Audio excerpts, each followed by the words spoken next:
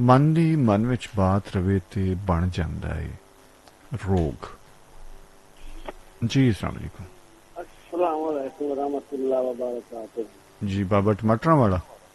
जी was ख्याल नहीं जनाब, हाँ तुसीं तां बड़ी छेती। अच्छा बाबा जी, जी माशाल्लाह ਤੁਹਾਡੀ ਇੱਕ ਜ਼ਿੰਦਗੀ ਦੇ ਤਜਰਬਾਤ ਨੇ। ਮੈਨੂੰ ਇਹ ਦੱਸੋ ਕੋਈ ਤੁਹਾਡੇ ਦਿਲ 'ਚ ਕੋਈ ਐਸੀ ਗੱਲ ਜਿਹੜੀ ਤੁਸੀਂ ਸਮਝਦੇ ਹੋ ਕਿ ਯਾਰ ਮੈਨੂੰ ਉਹ ਕਰ ਦੇਣੀ ਚਾਹੀਦੀ ਉਸ ਵੇਲੇ?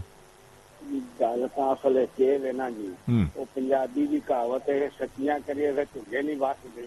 हम्म जिस वास्ते ना कई गल्लां सच्चियां भी होंदियां ने, आहा वो नहीं करीदियां उहदे नाल नुकसान हुंदा है। आहा हाँ, ते इस वास्ते ना कोई गल्लां होंदियां ने वो झूठी भी करो तो उनका फायदा हुंदा। ठीक है ठीक हाँ है। जी, गल झूठी का मतलब ये है ना, कोई बंदोज जी होंगे ने आपस में लड़ पेंटे होंगे ने, तो वो असली उन्हें बुरा करा दे तो बंदा आंदा झूठ मारदा यार इन्हें मैं सही तेरे खिलाफ गल ही नहीं की। मैं समझना वो भी एक बड़े अच्छे तरीके की गल आ जाती है।